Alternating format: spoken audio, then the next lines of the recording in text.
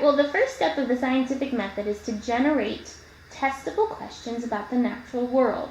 Do you get to do that in your job, or are the questions handed down from a boss or someone in charge? It's a little bit of both. So I get to make questions on my own based off of our local needs, and by local I mean all of the US. And we also are a global company, and so there's some questions that we want to know about some of the chemistries, the products that we work on in general. And so there will be questions that my global counterparts in Germany, they would have, and then they have some tests maybe in the US and maybe in Brazil and all over the world. And so sometimes it's their questions, sometimes it's mine. And it's fun to get to work with both ways because you get to see some of the results for different regions and how does it vary across regions, which is really cool. Well, it says the next step is to generate a testable hypothesis. Is this something that you do, or is that task assigned to someone else? So for the local parts, that's something that I do, and I would start developing those usually based off of the previous year's results. So we test for multiple years. Okay. Well, so I now know that you do that for some of them. Do you also do the research to get the hypothesis, or is that for assigned to someone else?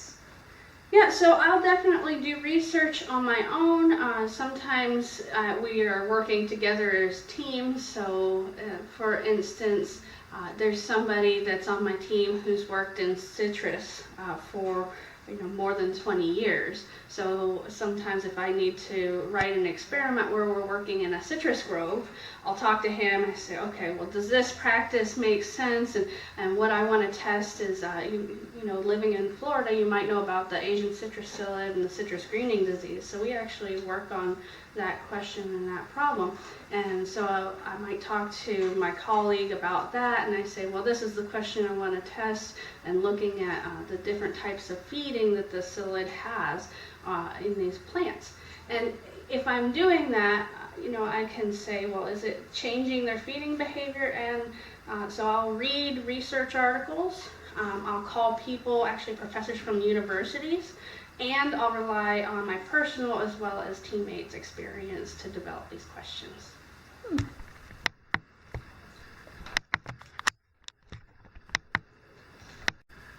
Do you get to design experiments? I do get to design experiments, and sometimes I'll also use other people's methods. So, it's a combination of what do I specifically need to do, and what I'll do for a lot of the designs is, I'm picking out the different, if it's a comparative study, for example, I'll pick out the different comparisons that I think are relevant for that pest in that region. And there's other times where if it's a university professor we're cooperating with and we want them to test our products coming out, they might have a set of treatments that they like to use, so they'll include ours. So sometimes the university professors will design it and we work with them. Is there a cool experiment that you could tell us about that you were super excited about? Yeah, there's a couple of really kind of strange things that entomologists can do. One thing that I can think of in particular is it's called the EPG, so that stands for electrical penetration graphing. And what happens is insects, there's types of insects that have long mouth parts, and they actually will pierce a leaf and suck through these long mouth parts like a straw to get the different plant juices out of there.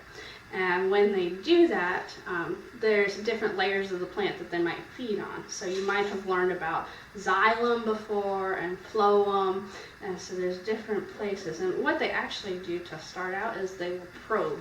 And so they basically taking little nibbles, little tastes to see if they want to feed on that plant, and then they'll feed deeper in the xylem and the phloem.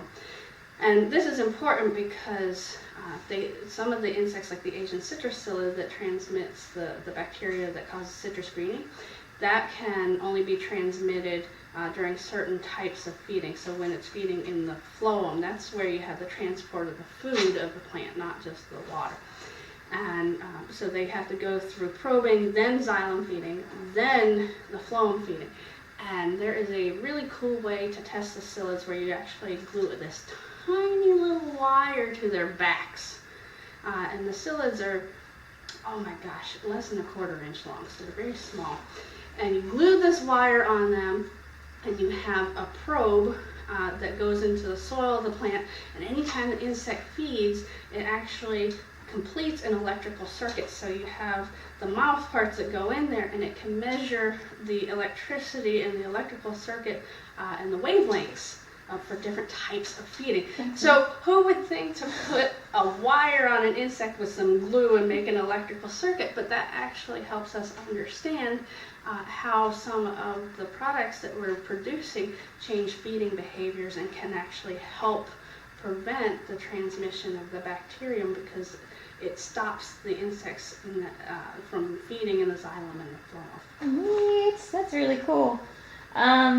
This year we learned about limiting the variables in our own experiments. Can you explain why that's important in your job?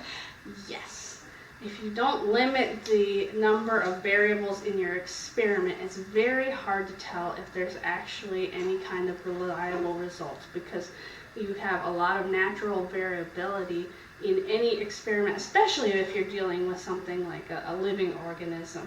You know, they all behave slightly individually, they move individually, and what you want to do is make sure you have focus in the experiment so that you can measure just one or maybe two things, because some of these things can interact.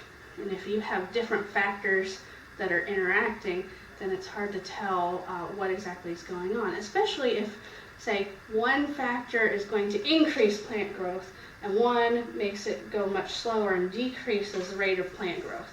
Then you have two factors that are affecting the experiment in two opposite ways.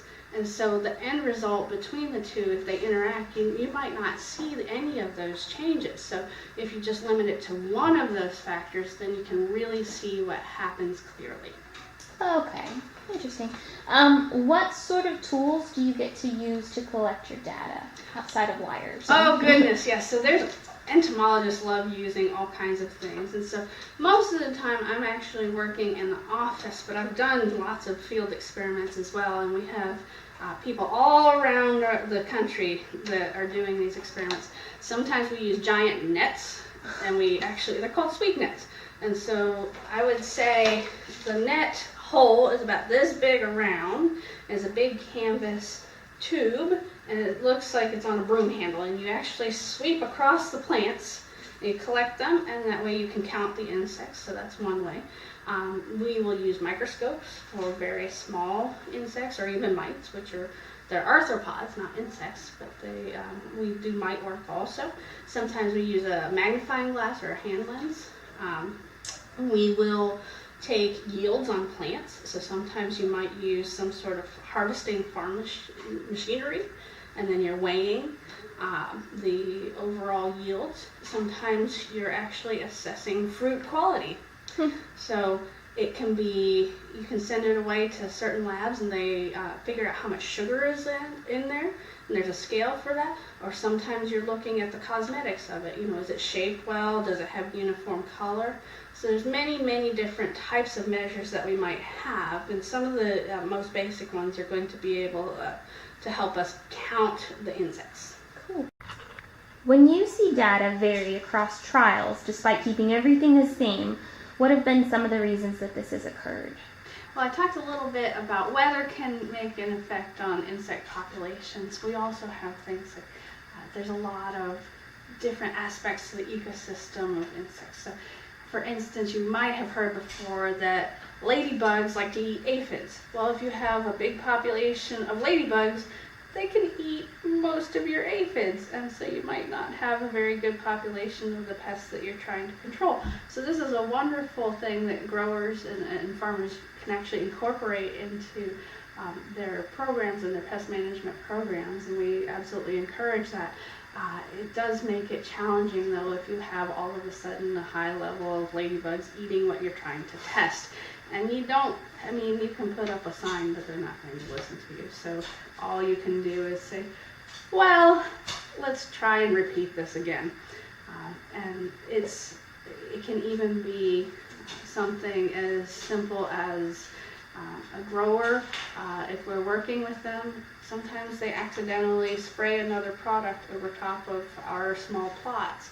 And so then we can't use that because it's been contaminated with another treatment. So lots and lots of reasons for variation. All right, last but not least, if any of my 5th graders wanted to be a scientist, can you tell them the cool parts of your job, why maybe someday they should want to become a scientist?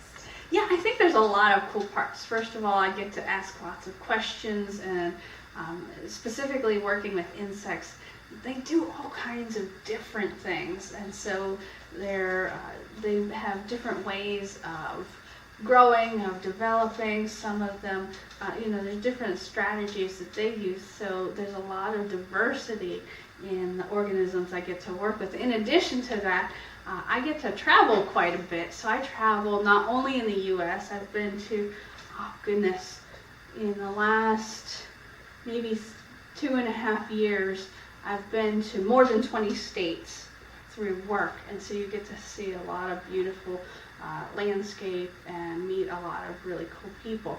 And I've gone to Europe twice. And I've been to Germany, Italy, France, Belgium, and that's just on a couple weeks of travel. Sometimes people will, in my work, go and do a stay, say, for Brazil. They'll do an exchange program where scientists will be exchanged for about 3 months at a time or up to 3 years. So the travel's really, really cool. But in addition to that, it's nice to be networked into the scientific community because people are very curious, and you always get to use that creativity and ask more questions. Oh, well, thank you so much for sitting down and answering some questions. It was super interesting, and I bet they'll learn quite a bit.